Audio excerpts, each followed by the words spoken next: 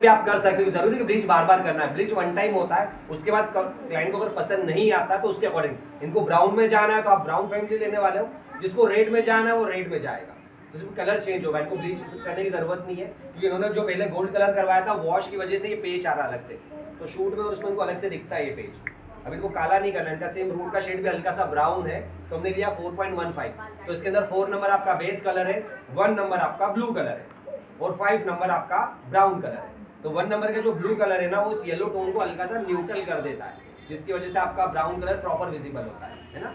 अगर ये simple 4 number अगर आप ले लेते, ये बाल अभी पूरा काला हो जाता है ना। तो हमेशा पॉइंट के बाद नंबर होना चाहिए, जो हमने आपको थ्योरी में बताया था रिफ्लेक्शन, है ना। बट हमें इनको रेड नहीं करना है, ब्राउन, इसलिए मैंने 5 नंबर किया है जी। जो इसके ऊपर एक पॉइंट बना हुआ है, ये आपको ऊपर लेना है ना जी। ये रिंग फिंगर इसके अंदर जाती है, 2 फिंगर इसके ऊपर आती है और ये चौथी फिंगर लास्ट में इसे, है ना। ये आपकी रिलैक्स फिंगर छोटी वाली, उसके पास वाली फिंगर इस रिंग के अंदर आएगी और ये 2 फिंगर इसके ऊपर, ये ऐसे आपको करना है ना ये।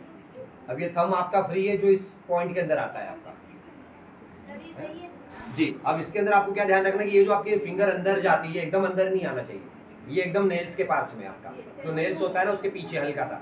आप अभी स्टार्टिंग में अंदर जाएगी ये, लेकिन जब आप प्रैक्टिस करें तो धीरे धीरे आपको यहाँ इसको हाफ में लॉक करना है, एकदम आगे नहीं लेना है आपको, हाफ में। ये आपने लॉक किया, अब ये जो थंब है इसके अंदर जाएगा, ये थंब से हम इसको प्रेस करते हैं, थंब से, है ना। फिर कुछ टाइम बाद आपको ये हाथ हटा देना है, आपको सिर्फ ये थंब से, है ना। थंब पूरा ये दिख रहा है आपको, क्योंकि लाखों हेयर रहेंगे, आपको काटने के लिए प्रेशर लगता है आपको, तो इसमें प्रेशर चाहिए, है ना। आप सिर्फ हल्का सा काटोगे ना तो वो फिसलेगा आपका हेयर, तो एक ही बार में इसे हेयर को काटना होता है। ये आपने किया, इसके बाद ये आपका ये स्ट्रेट, फिर ये राइट, देखना किसी को लगे नहीं, आप आस पास में ध्यान रखना, तो पता चला दुश्मनी हो जिससे बोले आ जाए बोले ये सीधे इधर ही, तो ये ध्यान से आपको ये कलाई का आपको यूज करना है। आपकी जो कलाई है ना ये मूवमेंट करेगी। ये कब होता है, जब आप बच्चों का हेयर कट करते हो या बॉब हेयर कट करते हो, तब कि आपने इधर से बालों को मैच करा, फिर आपको इधर से भी सीजर चलाना है, तो आप कान को फोल्ड करके ये इस टाइप से, ये तो आपको दोनों साइड से कलाइयों का यूज करना है। प्रैक्टिस करोगे तो नहीं दुखेगा आपका। अब उसके बाद जब इसको लॉक करना होता है तो ये थंब हम बाहर निकाल लेते हैं और ये सारी फिंगर को हम ऐसे छोड़ देते हैं, है ना।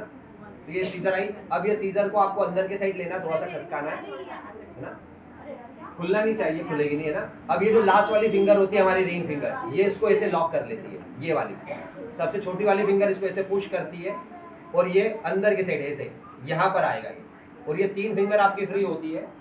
इसके अंदर आपको पकड़ना है कॉम, तो एक ही हाथ में सीजर है आपका, एक ही हाथ में कॉम है।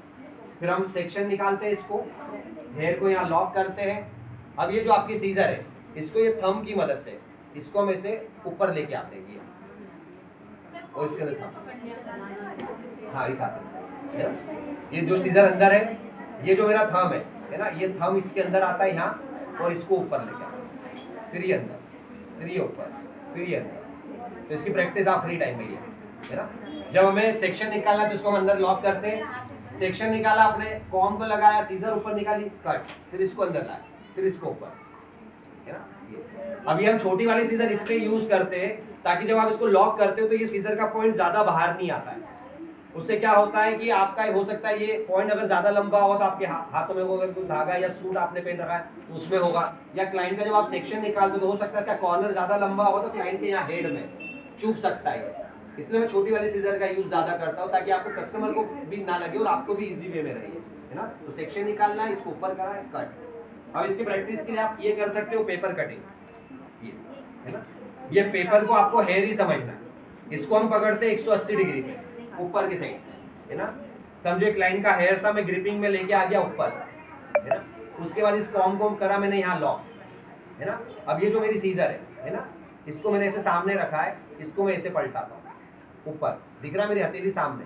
अब ये करा मैंने पॉइंट कट, 1 2 3 4 5 6, ये पॉइंट कट हुआ। अब इसको करना है मुझे स्ट्रेट कट, तो ये हो गया आपका स्ट्रेट कट। ये फिर इसको पॉइंट कट करना है, ये 1 2 3 4 5 6, इसको नोचिंग करना भी कहते हैं, और ये आपका स्ट्रेट कट, है ना। तो जैसे घर वाले बोलते हैं ना, खाली सीजर मत चला, झगड़े होते हैं घर में, लेकिन जब दिन खराब हो ना तो बिना सीजर चलाए भी झगड़े हो जाते हैं, मेरे भी होते हैं।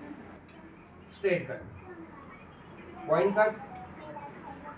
आप देख रहे हो एक ही बार में मेरा पूरा हेयर कट रहा है ना। सेम ये बाल रहेगा, ये तो नॉर्मल 2 पेपर है। अगर आपसे 2 पेपर प्रॉपर नहीं काटेंगे तो सोचो इसमें लाखों हेयर रहेंगे जब आप एक साथ काटोगे गीले बाल के अंदर। तो ये एक ही बार में, ये ऐसे ही है। शार्पनेस चलानी है आपको, इसको टाइट, तो धीरे धीरे प्रैक्टिस हो जाएगी आपकी ना। तो घर का भी पेपर कटिंग कर सकते हो। उसके बाद पेपर को काटने का तरीका है कि आप पूरे पेपर को यहाँ लगा दो, चिपका दो टेप से, उसको इसी लंबी लंबी स्लाइस अलग अलग इसी लंबी लंबी स्लाइस करके आप इसके ऊपर यू कट, वी कट, इसकी भी प्रैक्टिस कर सकते हो, सीजर को घुमाने की, चलाने की, है ना। को सेक्शन निकालना है और फिर काम करना है। हाँ, ये अंदर